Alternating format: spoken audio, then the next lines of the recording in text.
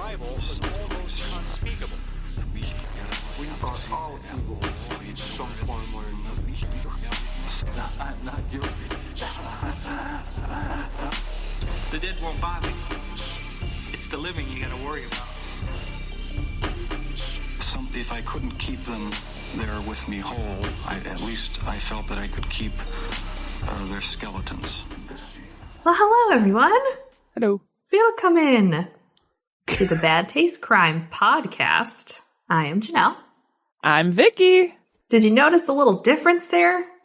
Yeah. So before we get too far into things, we are going through a slight rebranding. If you can call it that.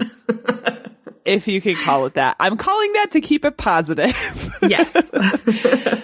Essentially, I mean, I think just in the interest of transparency, we will tell you what has happened is somebody who will not be named will be easy to figure out.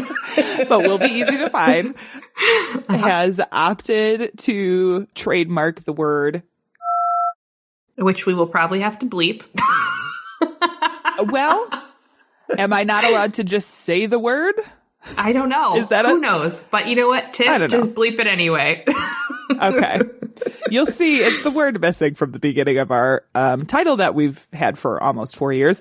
Yes. So essentially we're in a trademark dispute a little bit, and we have opted to rebrand ourselves slightly so that we can continue to do the thing that we love and bring you guys content and talk about crime and keep going for another 4 years or however long. I don't know. So you will see some changes. You probably have seen some changes already. You will see some changes soon to artwork and to the names and to the merch and, you know, a whole bunch of other stuff. As we change things, we will let you know. We do have a new website you can find us at. It's at badtastepodcast.com. I could say that because that's already up and running. I'm confident that's not going to get goofed up. Our email will stay the same. Yeah. But there will just be slight alterations to the name on social media, but you will still be able to find us if you type in either or. You will still be able to find us. Yeah. So with that said, Janelle, I think you had a fun little something for the beginning of our show today. So I thought I'd do some fun facts for you to sort of like get all of the aggression out and talk about some of the stupidest trademark copyright cases. Yeah. Yeah. Because we're all about having fun and not being serious at all. Yep. So the first one I wanted to just bring up here is that in 2013, Subway attempted to trademark the term footlong for their $5 footlongs. Okay. Guess what? Didn't happen. Oh my God. Let's see. Also, Marvel and DC were in a fight to trademark the term superhero. Okay. Of course, that also didn't happen. You know, just thinking about it, actually, going back to Subway, I wonder how they were able to trademark the word Subway. Exactly.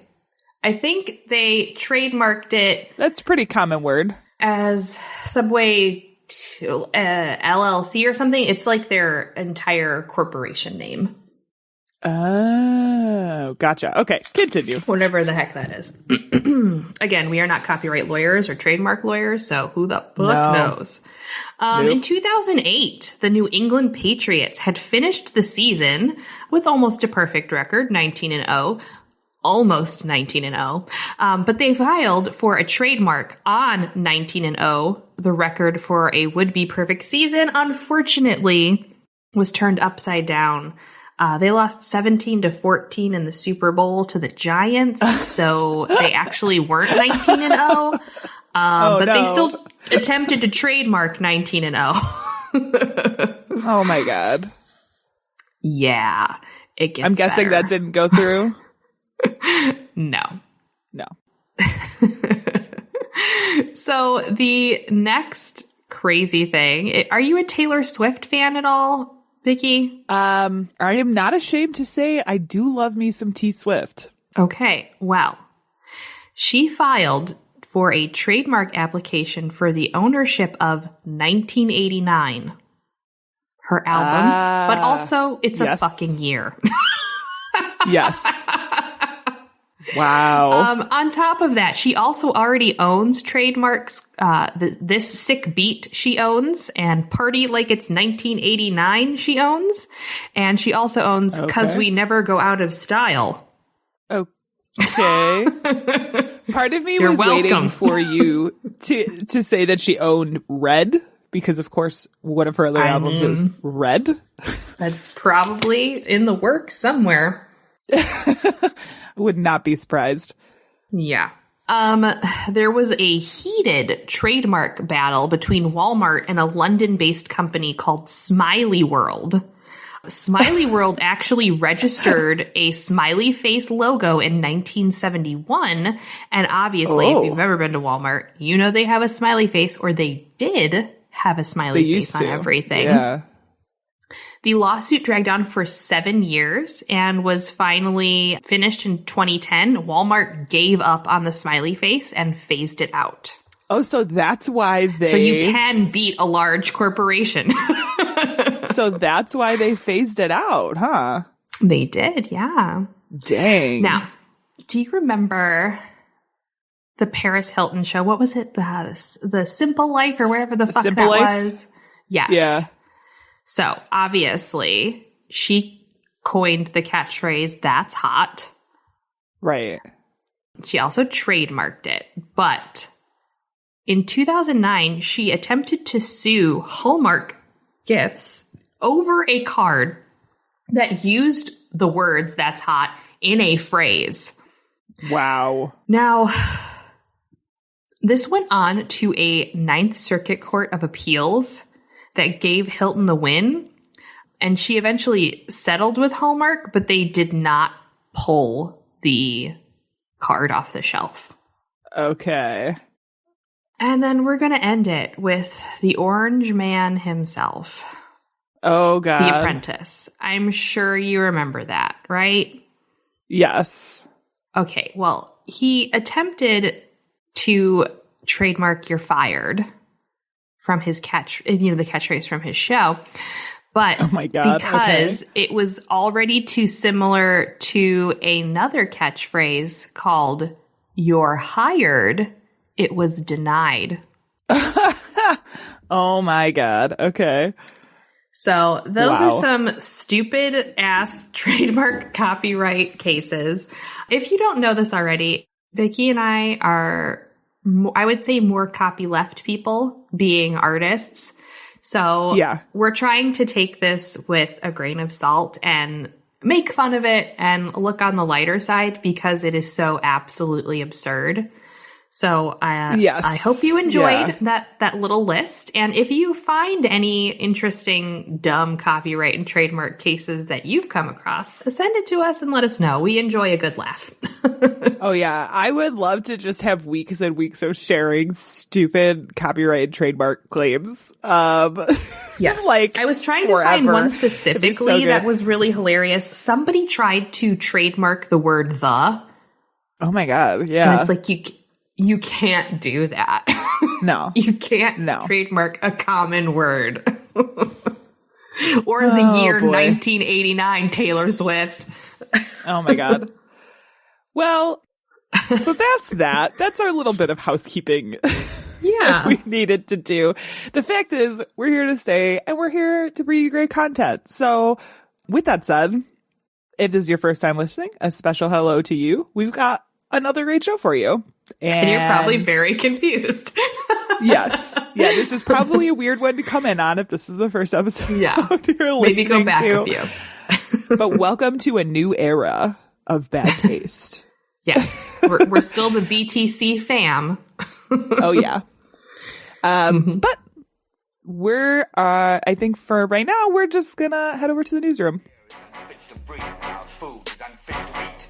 We sit watching our TVs while some local newscaster tells us that today we had 15 homicides and 63 violent crimes, as if that's the way it's supposed to be. We know things are bad, worse than bad. So our news today comes from Georgia. It actually comes from thepigeonexpress.com, but we're in Georgia, not literally, but the blue close state. enough. The blue Sorry, state this isn't of a Georgia. political podcast. It's, you know what? You're just stating facts, Janelle. You're I'm just stating facts now. So in the lovely blue state of Georgia, there was a 47-year-old woman named Kimberly Ragsdale who was charged with impersonating a public officer after she pretended to be an FBI agent in order to get free food at Chick-fil-A. Damn. Yeah, hard flex. Mm-hmm. Yeah, of all the places to pretend to be an FBI agent. I know. The employees called the police and they told them that she had shown up at the restaurant a couple of times during the week, posing as a federal agent while driving a white minivan. That's her undercover. Mm-hmm.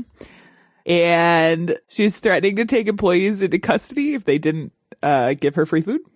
And when the police finally caught her, like showed up to the restaurant and caught her, they said, I'm just going to quote directly from this article from the Pigeon Express, says, quote, it added that the woman continued the farce as police arrived to arrest her in the restaurant parking lot on Thursday last week, reportedly claiming to officers she was an FBI agent and heard that her credentials were electronic. While being handcuffed, she allegedly began to talk into her shirt like she was talking into a radio, telling someone that we were arresting her and to send someone to Rockmart PD. I don't mean to laugh. I hope this woman does not have a serious mental problem, but all I could think of was that meme of Spider-Man pointing at himself. Oh, yes. Yes. You know what? I got to give her credit for commitment. She committed hard. That's for sure. Yeah. That was like a Michael Scott commitment. Yeah. Yeah. So she was arrested and jailed, but she was also released at a $3,000 bond pending trial. This is, you know what? This is just some lighthearted fun that I wanted to bring in. So funny. Just the extent that people will go to. I wonder if she ever thought that she'd actually get away with it, because unless you're an asshole, I also don't think that police officers show up to like McDonald's like, give me free food. Yeah. I'm pretty sure that's a surefire way to make sure your food's going to get spit in, right? Yes. I worked at a Starbucks for a very long time, and there was a police officer who would come in often, and there was a couple people who would give them free coffee every single time. But when it was a different person in the drive-thru or at the front register, they were kind of like, excuse me, what? I have to pay for this? It's like, yes. Yes. You pay like all the other people. Business works. Yeah. I can give you a discount of 10 cents. Yeah. It's not free. Wow. Yes. So that's a fun thing. Good job, Georgia. Moving right along to Netflix and Kill. This week, we are talking about, if you couldn't guess already, Unsolved Mysteries Part 2 has now been released. We are quite a ways. I realize we are quite a ways out from it with the Maybe It's Spiritual crossover that we did. It kind of put our episodes a little funky. So now we're getting to it now. Don't worry. We're going to talk about it right now. It was released October 19th. It gave us 5 more episodes. Mm-hmm. Really good stuff. So we're going to talk about them. Spoiler alert, because we're going to talk about them. And we're going to talk about them right now. That was great. Okay. So the first, let me just run through them really quick. Mm-hmm. First one is called Washington Inside Murder. It's about the death of John P. Wheeler III. Second one is Death in Oslo, which is this case of an unidentified woman who died in a hotel in Norway. The third is Death Row Fugitive, which is about the escape of Lester Eubanks from prison after he was convicted of murder and sexual assault. And let me see what else we got. Tsunami Spirits, about the ghosts in Japan after the tsunami in 2011. Lady in the Lake, which is about the death of Joanne Romaine, who mysteriously died in a, river. They call it Lady in the Lake, but I'm pretty sure it's a river. Might be a lake. And then the final one that they brought to us was Stolen Kids, which is the story of these two toddlers who went missing within just a couple months of each other in Harlem in 1989 from a playground. Okay, so lots of stuff to absorb there. If you haven't watched it already, please do. I will say it is quite the variety of cases. Yes. As is standard Unsolved Mysteries style. I'm glad I brought in the paranormal stuff to this one. I was just going to say, I was not prepared for the tsunami ghosts story. Girl, I was. I literally cried at the end of that one. I was like, oh God. Did you? I did. It got me. It got me because of how people were talking and how that monk was speaking about everything. It got me. Got me hard. Yeah, it's definitely sad. And I do think there is like a different level of spirituality in Japan, like regarding their honoring ancestors. Of death. Yeah. And their honoring of death, and the way that it is processed is very different than it is in the United States, for sure, which I think makes it more conducive to something like people seeing ghosts after a giant, massive event that killed a ton of people, like a tsunami. I don't know. It was good. It was well put together. I personally really like the John P. Wheeler episode, which is the Washington murder or death, I guess. Disappearance. Yeah.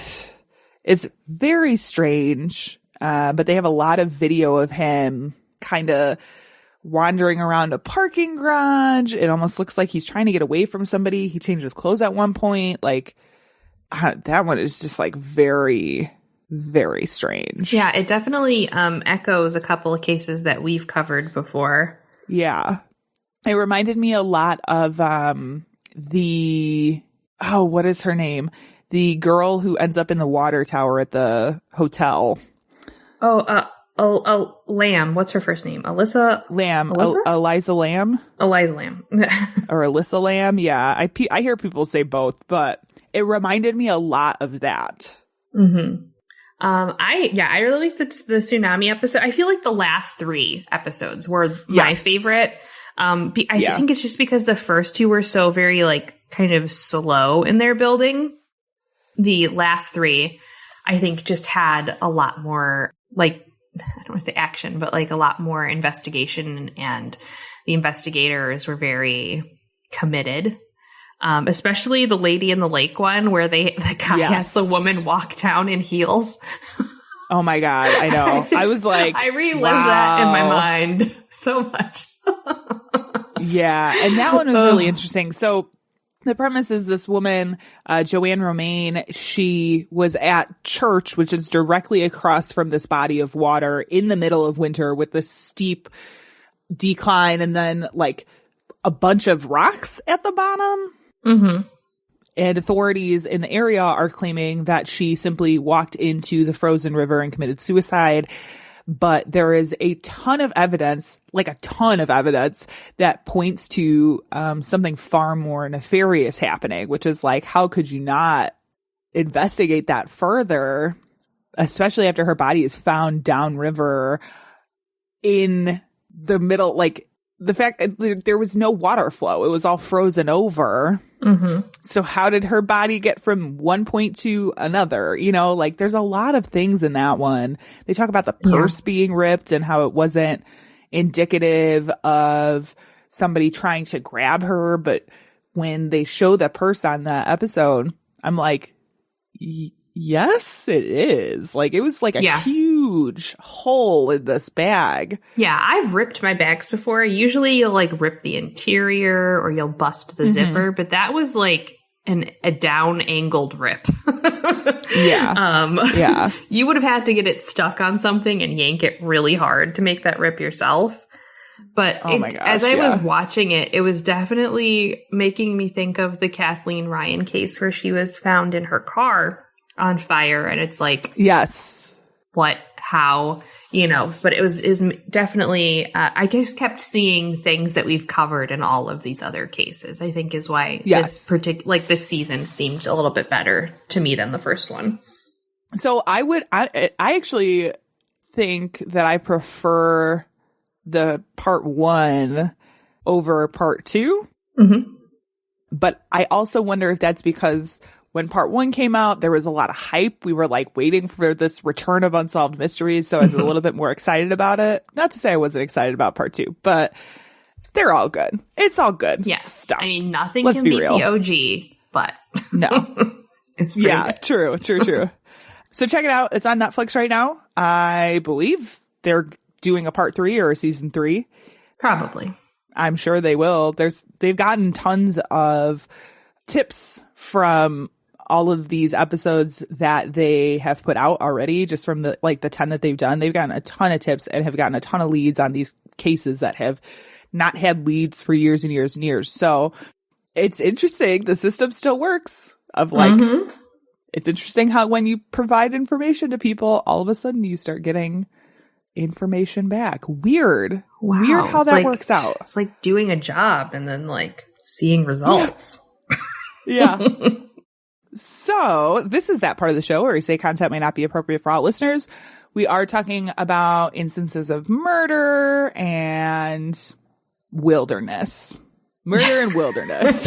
We'll say. Yeah. If the wilderness is scary, this might not be the one for you. No. Yeah. Exactly. What are we talking about today, Janelle? Well, since we're living in dark times, I figured we go to the darkest place I could think of, Alaska. Good old yes. Alaska. We're going to be talking about Alaskan crimes. If you're not familiar, I put in I don't know if you can see all of this, but I put in a bunch of infographics about Alaska. Oh, okay. Yeah, because when you had said originally that we were going to cover Alaskan crimes, I was like, there honestly cannot be that many murders there, right? Because it's not like a hugely populated area. And you were like, you sweet summer hold child. You naive little girl. Alaska is actually one of the most dangerous states in the nation. So, which is crazy to me. Yeah, it sounds absolutely crazy because, like you said, there aren't that many people in there, right? Right. But, I know people who have lived in Alaska. There's artists that I've worked with who have went up there and done residencies for months at a time.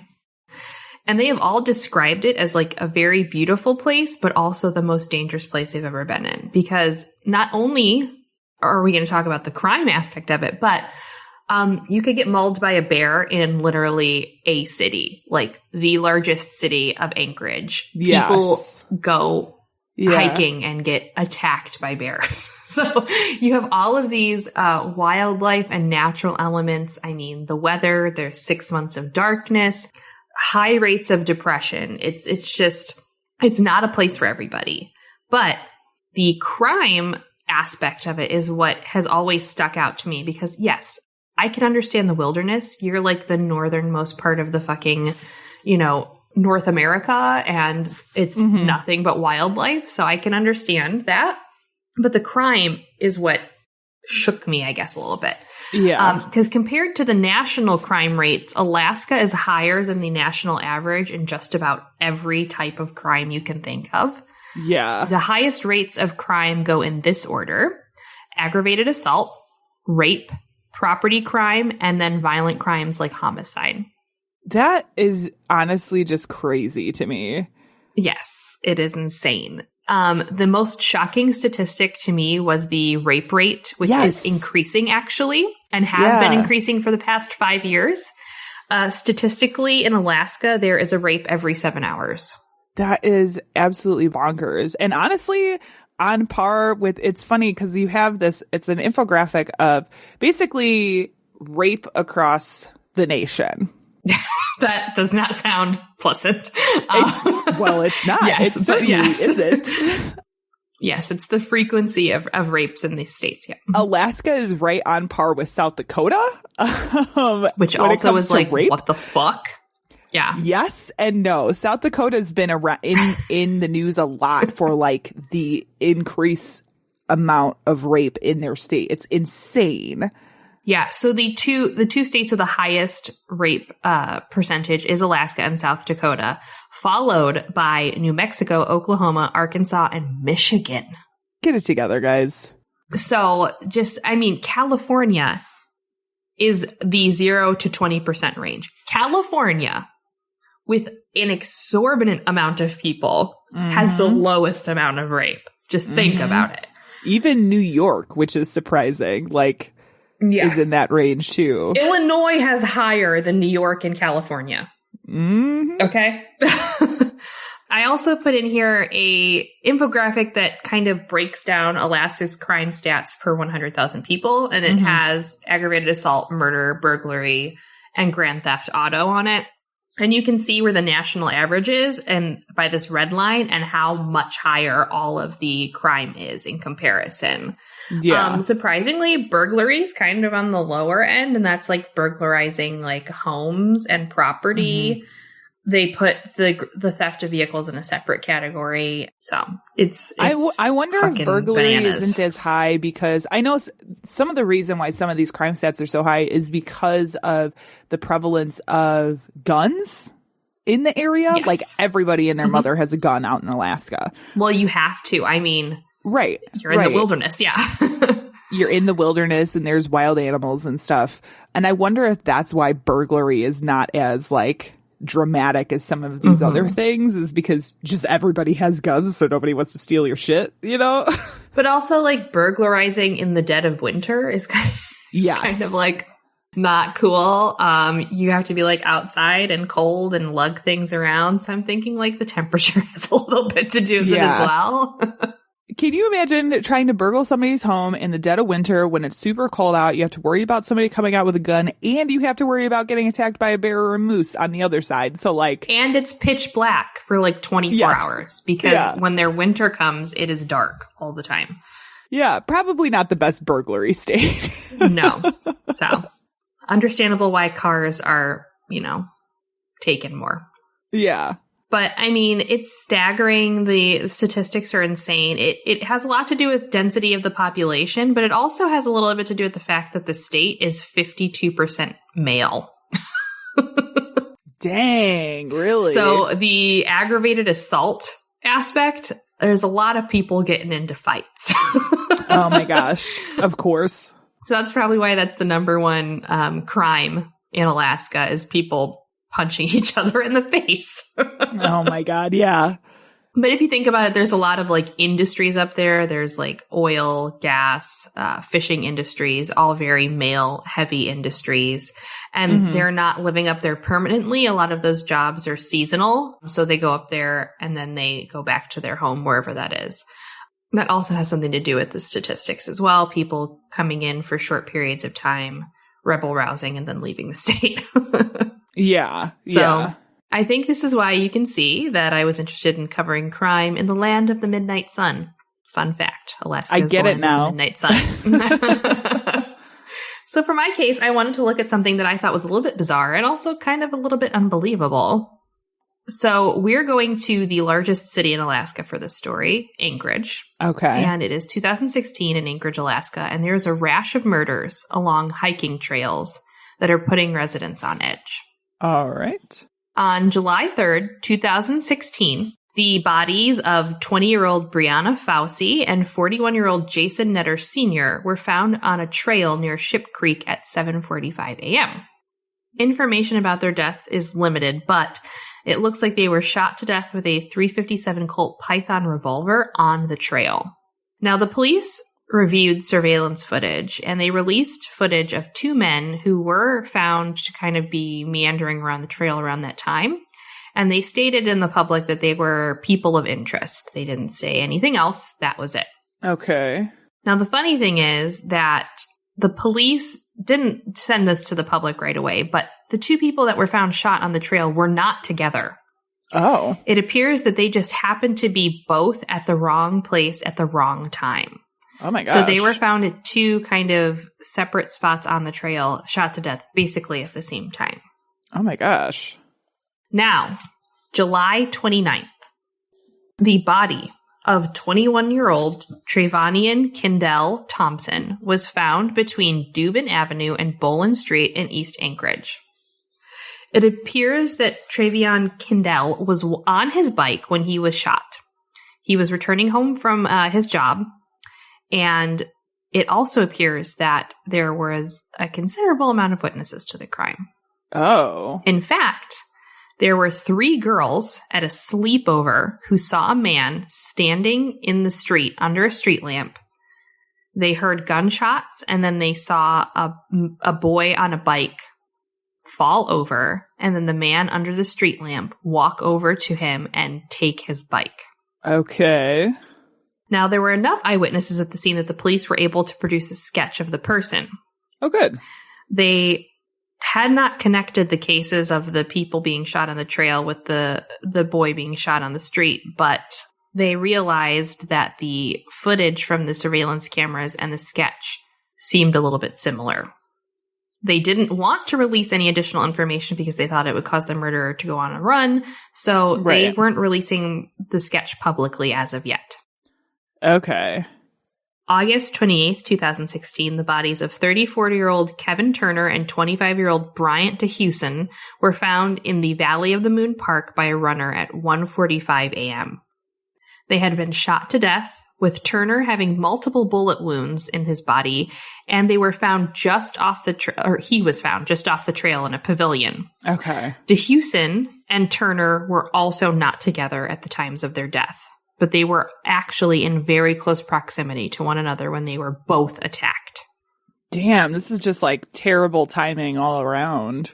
Exactly. Also, how many people are out and about at like 1 o'clock in the morning on a fucking running trail? I mean, when you don't have much else to do. That's true.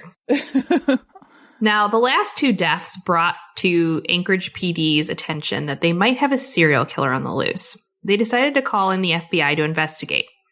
Lab tests were then conducted on the bullet wounds and casings found in all of the cases in the area. It was determined that the shootings were all linked by the same gun.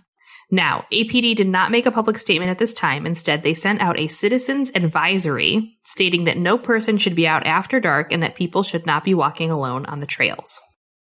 They didn't release that there were connected cases or that they thought there was a serial killer on the loose. This might have also something to do with the victims. Half of the victims were homeless and or drug addicts.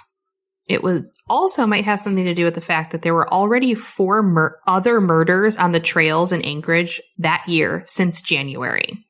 So do you think that the background of the victims is like, was it one of these things where it was like, oh, they're homeless or they're drug addicts? It doesn't matter as much about who they are. Like, do you think it was like that kind of a thing?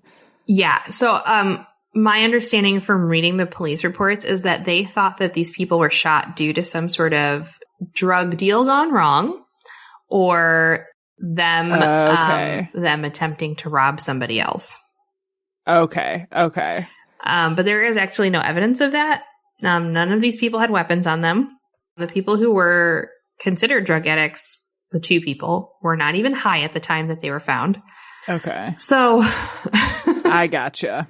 I just mentioned that because in all of the news stories that I was reading, they made this point to talk about extensively how, certain people were drug addicts or that they were homeless and lived in a homeless encampment. And I was like, that has actually nothing to do with why they were shot in the end. And I don't think it's an important point to mention that, oh, this person was a drug addict and that's why they're dead.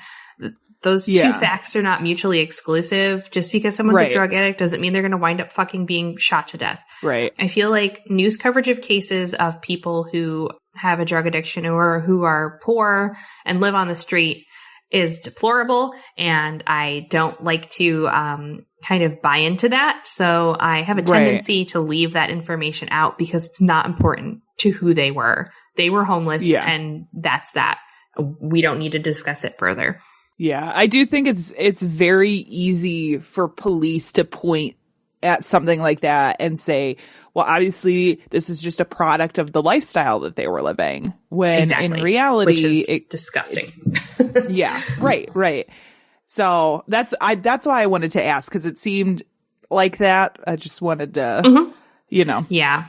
And I debated for a while with myself whether or not I should it was like a fucking 4-paragraph description of this one person being homeless and a drug addict. And I was like, you know what? This isn't important to their story or to the story as a whole. So they were on tough times and they were addicted to drugs. That doesn't mean that that it was totally fucking okay for them to get shot and to be left on a trail. Right. So not only that, but there were a lot of murders happening in 2016. And I feel like police were very apprehensive to release information because they didn't want to get people all kind of whipped up into a frenzy and having to pack heat and carry guns everywhere they went, which I mean, most people already do up there. But yeah, you don't want to give people a reason to use their firearms for no reason. So 2016 had a really high rate of murder, even outside of this case. Mm-hmm. I mean, murders and assaults were such a problem on hiking trails in Anchorage that there was a trail watch program, which was very similar to the neighborhood watch program. There were people who would go out. They had these little vests. They were carrying firearms and they would walk the trails to make sure that people weren't killing somebody or assaulting someone. So yeah, good. Another reason not to be a runner. Oh my God. It's so true. How many stories, not even just in Alaska, but like all over the United States, have we heard of people running and being attacked all the fucking time? Don't do the healthy things. I don't run, really. I take my dog on a nice walk. But I always carry with me what I like to call my danger pocket. Your what? My danger pocket. My danger pocket. Pocket. My danger pocket contains a knife and pepper spray. Gotcha. I always have my danger pocket with me. Just in case there's danger. I'm sure people are going to criticize me for this too, but this is why I always leave my Google location on. Hey, girl. I'm not dumb. Like, you'll be able to find me. Exactly. Mm-hmm. I think I'm just so used. Well, I mean, like, I went to school at a place that was not exactly safe for a girl to be walking around at night. College. Oh, I was like, I used to go. Yeah. Not high school. Yeah. I used to walk from the train station in Chicago to a bunch of places by myself at all hours of the day, for jobs and internships and things. So I think I'm just more acutely aware of people being around me. Yeah. But yeah, that's why a girl's got to have a danger pocket. That's what I always say. It's true. It's true. So all of this was happening between June and August, and it took until September 12th for them to finally release the sketch to the public. Wow. And the release of the sketch brought in over 500 tips. Huh. Funny how that works out. It's almost like we knew this was going to happen. Wow. So the tips were coming in, but they still weren't really getting anywhere. So the FBI decided to offer a $10,000 reward leading to the apprehension of the suspect responsible for specifically Thompson's murder. They also refused to comment on any connection to the other murders due to the concern that the acknowledgement that the weapon was what was tying all the crimes together would run the risk of prompting the killer to get rid of it. Okay. So that .357 Python was what was tying all of these cases together. Yeah, and that's understandable. Like, when you're releasing information to the media, there's a lot of weighing you have to do, because anything that you say potentially has the effect of, causing the person you're looking for to take different measures than he or she probably would have, Yeah. So the joint APD and FBI task force subsequently received upwards of additionally 175 tips following the 2 months after the reward was released. Now, Trevion Kendall Thompson's mother was at her wit's end with all of this, and she actually decided to conduct an investigation of her own. Trevion's mother's name is Mandy Primo. Mandy decided to go to some of the homeless camps in the area looking for the man in the sketch. One day, she called the police and stated that she was sure that she had found the man. She was in one of the camps, and it was near a hospital, and she stated that he was standing outside around the hospital, and she thought that he was carrying a gun in his hand. The police informed Primo to stand down and do not approach the man. So she did what they said. They sent an officer out, but the man was gone. Oh my God. Okay. Now, nothing else came out of this event, and Mandy Primo stopped looking on the street for the killer, but kept, calling the detectives and being like, look, I know I saw him. I found him. You need to go investigate this area. He's obviously at the homeless camps. You need to go and fucking, stake it out. Right. Now, this was all happening between September and November. Now, it's November 12th. Anchorage Police Department Officer Saleo was called to investigate a man not paying his cab fare at 4:30 a.m. The officer spotted a man on the street near the crime and asked the man if he had seen anything. The man did not answer and kept walking. So the officer asked again, and the man turned around quickly and began shooting at the police. Oh my God. Now, another APD officer was in the area and arrived on the scene. The first officer, Saleo, was hit several times and was badly injured, but did survive his wounds. The second officer gunned down the man on the street. The man killed was James Dale Ritchie, and the gun found on him was a .357 Colt Python revolver. Wow, that escalated quickly. So, James Dale Ritchie was 40 years old, and he was an Anchorage, Alaska specifically, native. He had attended East Anchorage High School, where he stood out as an exceptional athlete. This was repeated several times in all the things that I read, that he was this amazing athlete. Okay. He played basketball and football, and he was recruited for the West Virginia football team and briefly left home to attend college to play ball. After only one semester, Ritchie dropped out and returned home to Alaska. Dang. Now, he had no contact with his family after leaving for college and did not contact them upon his return.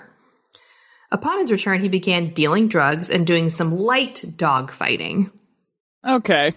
Is there such a thing? Is that a real light dog fighting? So light dog fighting on the side. Oh, God.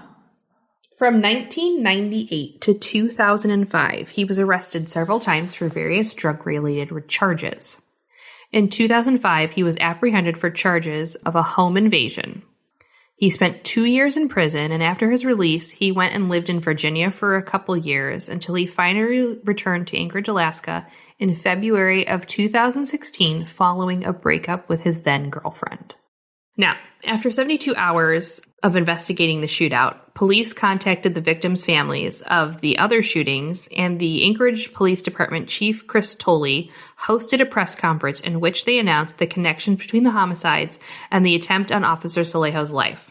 It appears that Ritchie was, in fact, the serial killer that they were looking for. Oh, good. Additionally, it was confirmed that the investigation had revealed the connection between the murders, but the task force withheld it from the public out of concern that Ritchie would have disposed of the gun that he realized it was being sought. The weapon, which had been purchased in 1971, was not registered to Ritchie. The original owner was questioned by the Anchorage Police Department, and it wasn't stated how he got a hold of the gun, but he definitely had the gun, and it was not, consent. He did not give the gun to Ritchie. Yeah.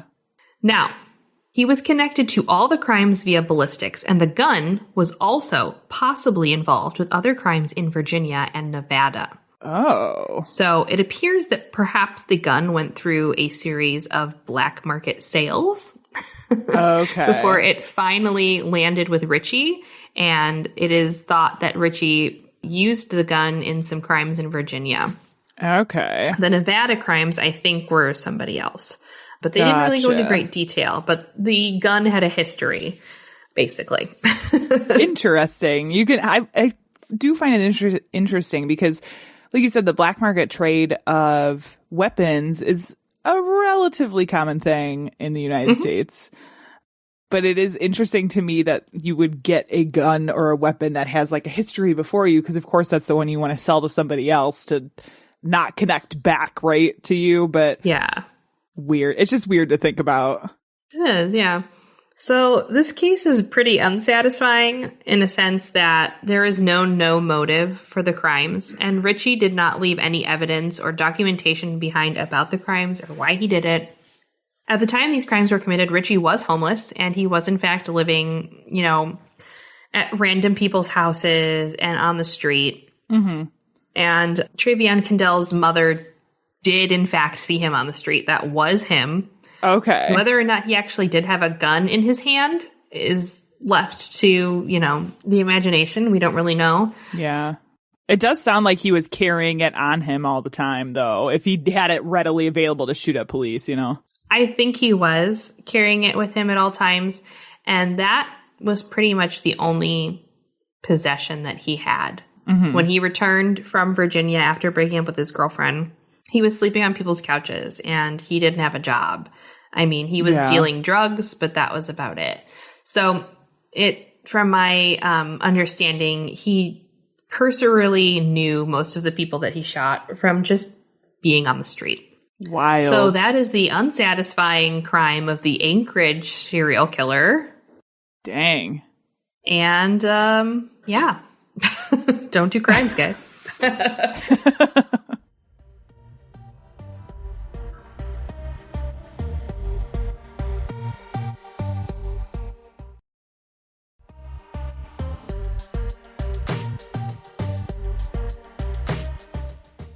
So I am going to be looking at somebody who's actually got a little bit of connection to our home state.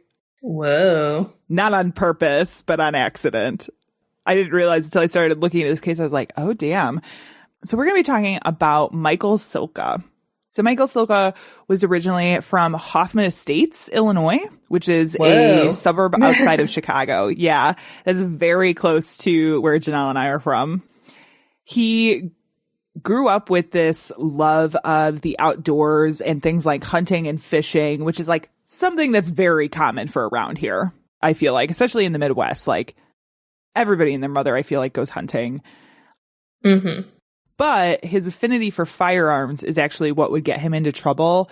He, a lot of times, was catching charges as a juvenile for various things, including unlawful use of a weapon, burglary, shoplifting, and resisting arrest.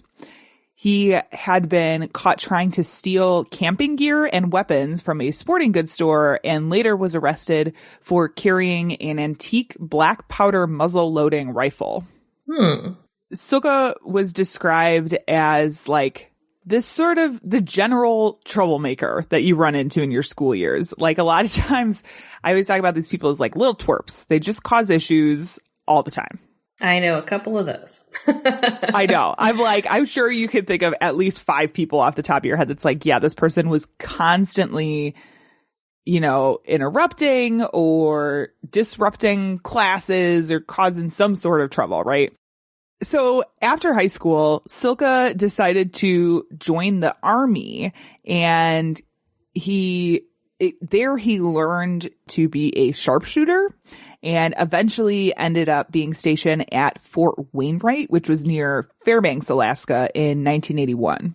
It was there he formed this love of the Alaskan wild and kind of dreamed of moving into the interior to become a fur trapper. Like a lot of people, you can even see now there's like a lot of homesteaders and stuff up in Alaska who were just like, we just want to move up there, live off the land. And that's like the dream. Silka was one of those. He did continue to have disciplinary issues while he was enlisted in the Army, including an assault charge and an arrest for discharging a firearm in the barracks. Eventually, his antics landed him an honorable discharge, and he returned back to Illinois, where he worked a variety of jobs, mostly stuff in construction. Silka continued to have run-ins with the police after he returned to Illinois. In late 1982, Silka had been pulled over for a minor traffic violation when police discovered a variety of weapons in his car, including a .44 caliber revolver, a .22 semi-automatic pistol, and 2 knives, which landed him a weapons charge and resisting arrest when he refused to get out of the squad car when it arrived at the police station. The following year, Silka received yet another weapons charge after South Barrington police found a .22 caliber rifle in his car again after a speeding violation. Damn, son. So he would just be getting pulled over for these minor things like, hey, you got a tail light out. Also, apparently, you've got a ton of weapons in your backseat. You've got a gun that's out. Cool. Yeah. Yeah. And there's part of me that's like, I'm sure because of his record, they could look at that record and be like, okay, we need to search the car. Like, obviously, if you have somebody that has multiple weapons charges all the times, it's like, even for minor stuff, you got to search the car because it's just not safe. But then there's part of me that just imagines him getting pulled over, the cop walking up to the car, and then like looking in the back seat to just see like a buffet of weapons. A smorgasbord. Seat. Yeah. So after this they found this .22 caliber rifle in his car. He had a variety of court dates that he needed to go to. The last time that he was actually seen in court was October 26, 1983, but he did not appear at subsequent court dates because he had decided to flee to Dauphin, Canada, where he was like waiting out the winter and preparing before he was going to head to Alaska. Of course, authorities immediately issued a warrant for his arrest, and so he was a wanted man. Silka showed up in Fairbanks, Alaska in the spring of 1984 in a brown Dodge sedan with a canoe strapped to the top. He was able to rent a small shack on the very edge of town. Now, descriptions of Silka at this time were this kind of like the very standard, if you think of a mountain man, like that kind of scraggly, beard, longer hair, kind of, that's his look. And he was 25 at this point in time. And when they talked to the neighbors who met him found him as like, he was kind of a strange dude. So there's this great article on Medium by Robin Bearfield, and it describes this incident between Silka and one of his neighbors. Quote, on the afternoon of April 28th, a neighbor woman chopped wood and chatted with her friend Roger Culp. Silka walked past his two neighbors and then suddenly stopped, picked up a large stick, angrily beating it against the woman's chopping block, sending debris flying into the air. He said, "This is how you do it," and then walked away, leaving the woman and Culp stunned by his violent behavior, end quote. So he I don't know, he was trying to demonstrate chopping wood with a stick as he walked past, I guess, is what I gather from that. Anyway, while this whole incident, this whole ordeal was certainly jarring, it enraged Roger Culp, who decided to follow Silka back to his shack, telling the woman that he's just be gone for a minute. He'll be back in 15 minutes. But Culp never returned. And the woman, who at this point was terrified for her life, hid inside of her own cabin for 2 days with a loaded shotgun, failing to report Culp's disappearance for a full 9 days. Meanwhile, the day after the altercation, a neighbor woman named Wendy Hooker went to Silka's cabin to confront him about a moose hide that she believed he had stolen, which is the most Alaskan shit I can think of. So she knocked on the door and no one answered, but she noticed this a very small pool of blood outside of the front door, but very easily wrote it off as a recent small game kill. It's probably a rabbit or something, right? Hooker then decided to go around back and try knocking on the back door, where, again, according to the Medium article, quote, she saw a 3-foot by 6-foot mound of freshly turned snow and blood soaking up through the snow in her footprints, end quote. Again, Hooker tried to get Silka's attention, and while she was convinced that he was inside, nobody had answered the door. And so Hooker left and relayed the story to a friend named Tom, who returned to Silka's cabin on her behalf.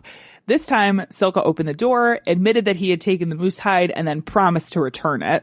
Okay. Now later, both Hooker and Tom told this strange story to a third friend named Don Hopkins.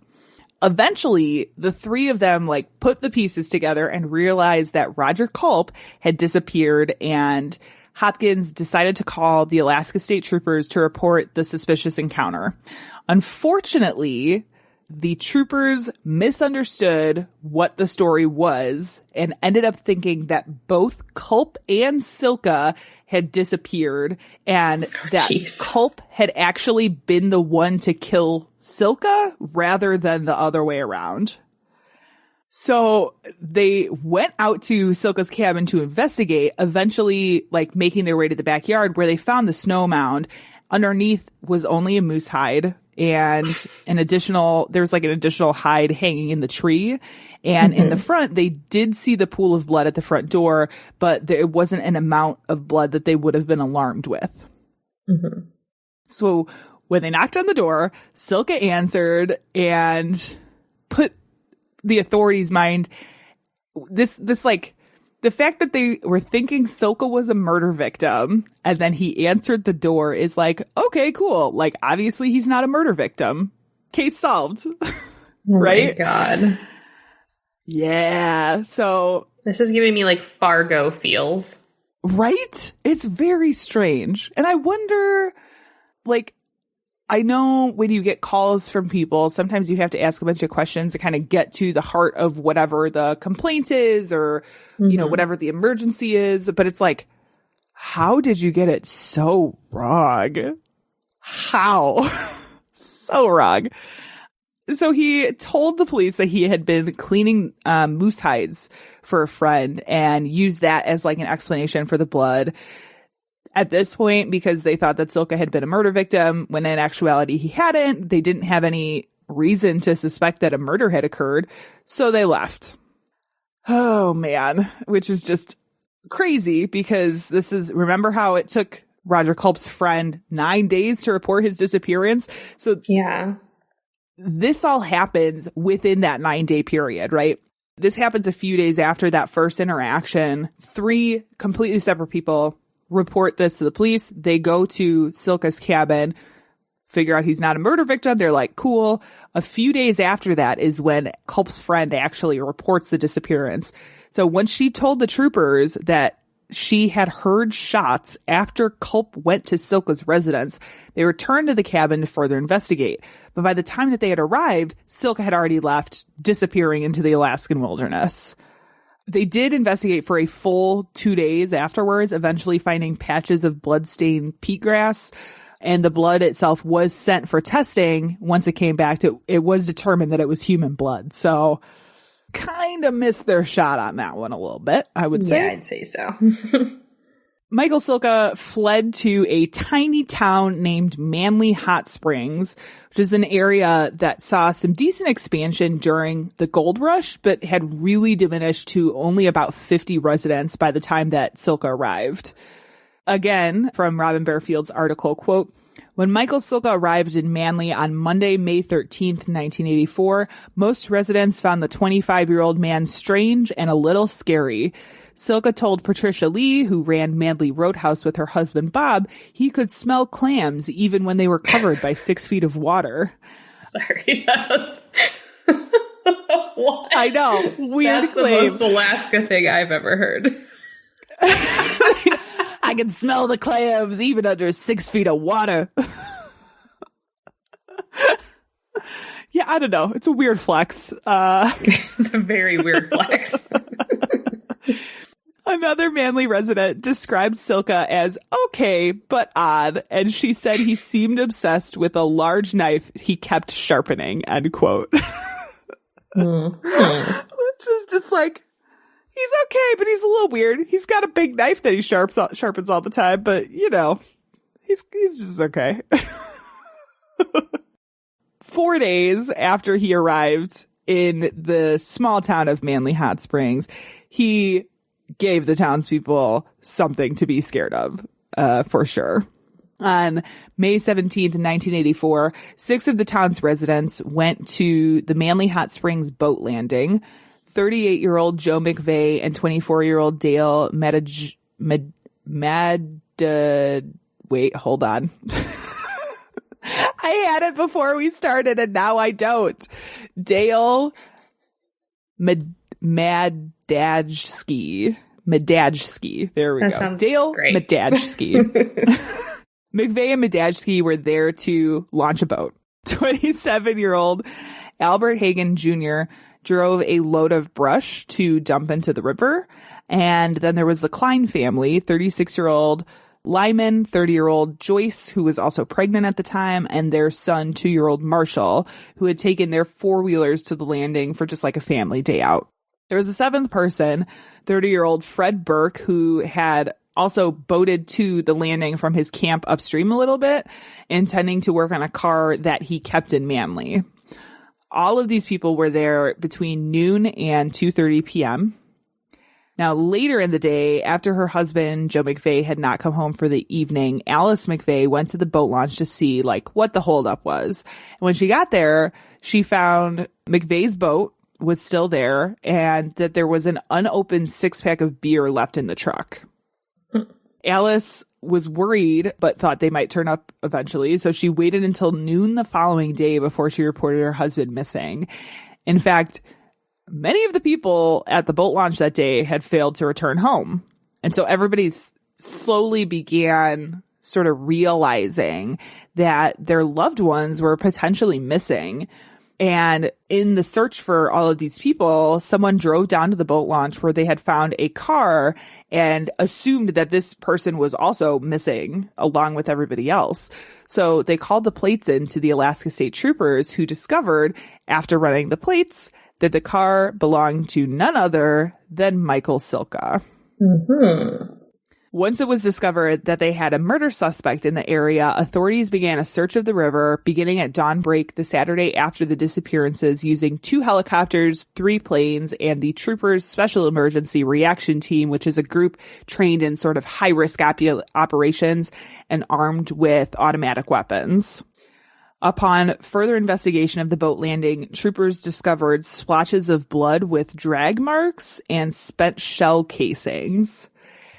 As the search continued, troopers became even more worried because at this point, they knew Silka was potentially dangerous and that he was a former sharpshooter in the Army and that he had very little to lose at this point. Great combo. Yeah. It's probably the 3 things you do not want in a person that you're looking for. Like, ugh. So on the afternoon of Saturday, when the search started, they discovered a canoe tied off to a tree downriver. The helicopter descended, and seeing Silka, one of the troopers used a bullhorn to try to demand his surrender. But he was not willing to go down without a fight and pulled his .30-06 Ruger single-shot rifle out and began shooting at the helicopter. There was this exchange of firefight. Silka hit one of the troopers in the face, killing him instantly. In return of fire, Silka was shot 8 times in the legs, body, and head, dying from his injuries. Wow, we both picked a death by cop. Yes. Yeah. Which, again, I think points to this idea of, like, everybody in Alaska owning guns, right? Mm-hmm. It probably happens more often than not because I think, what am I trying to say? Like, I don't want to say that people in Alaska are irrational, but it's like when you have a gun at your disposal and you start firing at the police, you can only assume that somebody's going to get shot and die, right? Yeah. Mm-hmm. Just as a general life rule, if you shoot at the police, they will probably shoot back. I mean, sometimes you don't even have to shoot at them. You just exist. Right. Right. Sometimes and you'll still you don't get even shot. have to have a gun. Yeah. Oh, depressing. Mm-hmm. So the troopers continued searching for the missing townspeople, eventually finding their bodies in the Tanana River, which is the river that the boat landing was on. Joe Burke, Lyman Klein, Dale Madajski, and Larry McVeigh had all been found by June 23rd, 1984. Fred Burke's body was discovered actually by his wife, a full 75 miles from the Manly boat landing. Unfortunately, the bodies of Joyce Klein, her young son Marshall Klein, and Albert Hagen Jr. were never found, along with the body of Roger Culp in Fairbanks. In one day, Silka managed to destroy 10% of a town's population, which Jesus. completely left Manly Hot Springs like reeling from the destruction. Everybody knew these people. It's, you know, when you're talking about a town of 50 people, it doesn't take a lot to really affect the community in a big way. Now, I do want to finish out with a quote from Alaska State Police spokesman Paul Edscorn that was included in a Chicago Tribune article about the slayings. Quote, "What really set him off, no one knows, but he was obviously a loner. If he doesn't fit in with other people, you've got a situation very likely to create hostility. Alaska still has a romantic image for many people. It's going to be a place where people go to live in the wilderness. It's the land of opportunity. It's the last frontier. A lot of people we describe as end of the roaders are people who are really trying to escape from other people and from themselves and are, in fact, more isolated with themselves here than they've ever been." End quote. So that is the story of Michael Silka. So very similar. I know. I not intentionally. It just ends up like this, or we kind of choose these similar cases. But before you decide to travel to the darkness of the Alaskan wild, maybe don't. Maybe don't. First of all, but maybe check out this podcast. Hey, Linda. Hey, Louise. What's wrong? Well, I love podcasts, but I need a new one. Do you know if there are any where two sweetie sisters talk about movies from the 80s and 90s that shape their childhood existence? And also that have a cat that makes a ruckus in the background? Do I? Let me tell you a podcast I started listening to called Large Marge Sent Us. Two sisters break down classic 80s and 90s movies like The Princess Bride, Neverending Story, and Pee-wee's Big Adventure. They even did a whole month dedicated to Fred Savage flicks. Wow, I love Fred Savage. Where can I get this magical podcast? You can subscribe on iTunes, Stitcher, YouTube, or Google Play. You can also follow them on Twitter at The Sweetie Club. And don't forget to tell them Large Marge sent you to this podcast. All right, Janelle, that has been our show. We're done. What a show it has been. Thank you guys so much for joining us. If you like this episode and you want to hear more like us, you can go to badtastepodcast.com where you will find everything. Yay. Everything. We're probably going to do this for a while because I got to get in my brain all the new brand stuff. I got to write some posties in front of where we record so that I can remember all this shit. Me too. You can still find us on social media at all the same places, and we will reach out to you guys with anything new that's changed. We don't have any events coming up because #COVID. Yeah. #our life is over. Yeah. I mean, do you have anything else before we close out, Janelle? No. Yeah, I got nothing. Just keep on keeping on. That's good. good. Say. Take a nap. Yeah. Enjoy something sweet and delicious. Yes. Relax. With that, we will say our sound and editing is by Tiff Fullman. Our music is by Jason Zakshevsky, the Enigma. This has been the Bad Taste Crime Podcast. We will see you in 2 weeks. Goodbye. Bye. Women had left their bodies on the hillsides along the highway.